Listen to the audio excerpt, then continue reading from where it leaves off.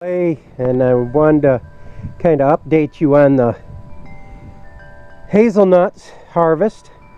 Right now I'm drying them out. This is the day after the storm and we picked them all yesterday. Doesn't look like that many, but that's quite a few because Ruthie doesn't really care for them and I love the things. So what I'm doing is I'm drying them out. You can see some of them are already brown.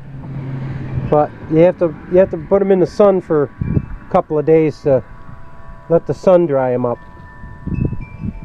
And once they dry, they'll be, let's see if I can find one here. Once they dry, the husks will turn brown like this, and the hazelnut will be exposed. And all you have to do is just run them over your thumbs and let the sun dry them out.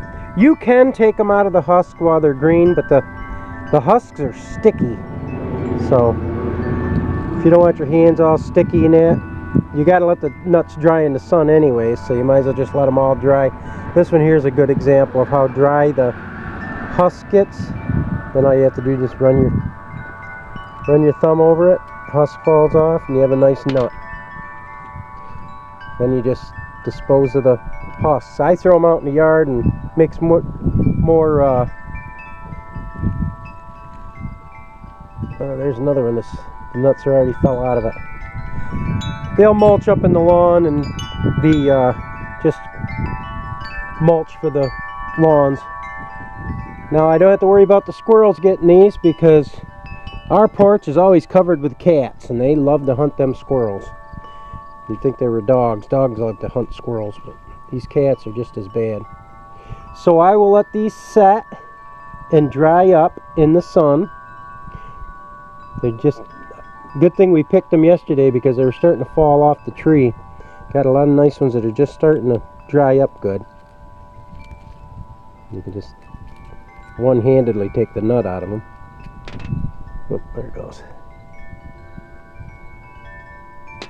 So that's just one little project I've got to do today, and if it gets, we had that storm last night, we had to come out and pick them up so that they didn't get wet.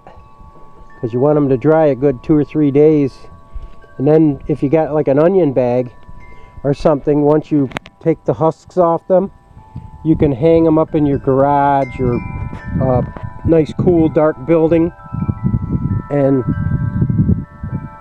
just about Thanksgiving or Christmas they're going to be great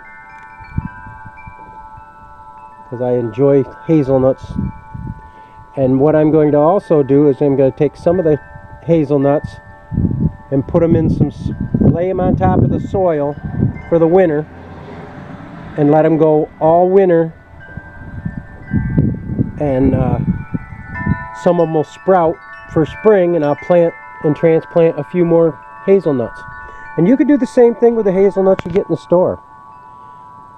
Just lay them on top of the soil, bury them about halfway down into the soil so that you can still see the hazelnut, and by spring that shell will crack and you'll see a little root coming out of it, and you just take the shell and all and put the root down into your soil, and within a couple of weeks you'll have a nice little hazelnut tree. It'll take you about four years before you get hazelnuts, but if you're young enough and you're starting your little backyard farms, or you're a prepper or anything else and you love hazelnuts, you can have your own hazelnut bushes, and they will have clusters of 2 and 3 and sometimes just singles. Alright, that's one project I've got to do today. The next project I've got to do today, now that one's done, I just have to wait for the sun to do its work, is when we harvested the grapes, we also trimmed the grapes, and now I've got a mess. I've also got we got to move these rabbits too.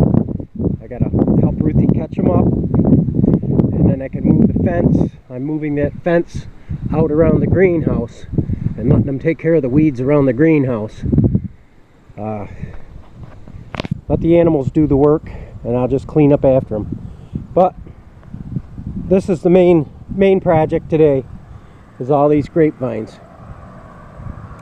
So you probably saw the our videos on the grape harbor and how all the grapes were, the vines were just clustered over it. Well, we trimmed it back so that next year it'll have, she's made a mess. There's some grapes on the ground. I guess the birds are going to get those. There's a few grapes left on here. But next year we'll have less grapes, but they'll be larger grapes, and that's what we're looking to have. A few larger grapes. Some of these are really, there's still some that are edible, and I'm going to give them to the pheasants because they enjoy that. But you can see I've got a big mess of grapevines to clean up. Ruthie wanted to make a wreath for the front door out of grapevines. She still probably could if she wanted.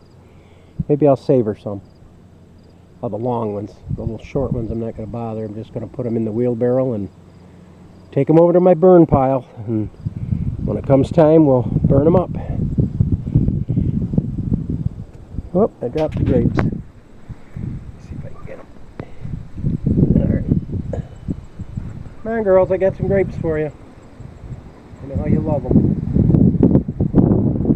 There they go. Come on. He's coming over to get some grapes.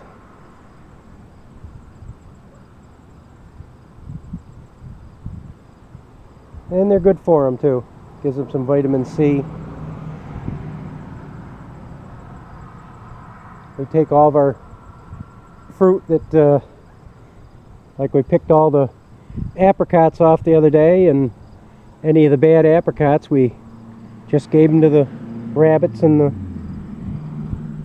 chickens so that they had something to eat, and it doesn't bother them to have a bad spot on the apricots. But I've got a bunch of mess in here I've got to rake up too, but I can't really do any of that until we take this fence down and move it. And we have to catch up the rabbits first. And I'm sure Ruthie will enjoy doing that. She loves these rabbits.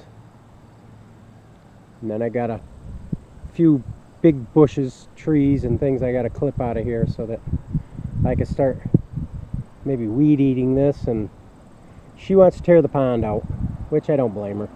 All it does is brings in mosquitoes. Unless you put goldfish in that pond to eat the mosquito larvae, all you're going to have is more bugs. So I think we're just going to do away with the pond. Any of the dirt that's around here, I'll just fill in some small holes in the lawn that I have. And I guess this video is about to the end, because I've got to get started on some of this project. We usually start our day after the sun comes out and dries up some of the lawn. And I can't mow or anything until this mess is cleaned up. We try to get one project done a day, and we start about 10 o'clock usually. It starts drying up all the grass after a rain or after the dew is starting to warm up off the grass and dry out. And we work till probably about 3 o'clock with any of our projects, and we go in and have dinner and do any of the inside work we have to do. A lot of times I'll leave her in there to do her laundry, dishes, and that while I'm out here doing this stuff. But you have to work together as a backyard farm couple. And we are getting elderly, so you can't overdo it. If you want to keep your health, you have to do everything in moderation. And there's still quite a bit of stuff right here, but the rabbits and guinea pigs ate this down pretty good. So I'm happy that they did that. Now all I gotta do is maybe a little clipping and get rid of all the mess. And then I can start cleaning up around here. Alright, don't want to hold you too long to these videos. So, this is Clay from Popel's Backyard Farm. And join us again. Bye-bye.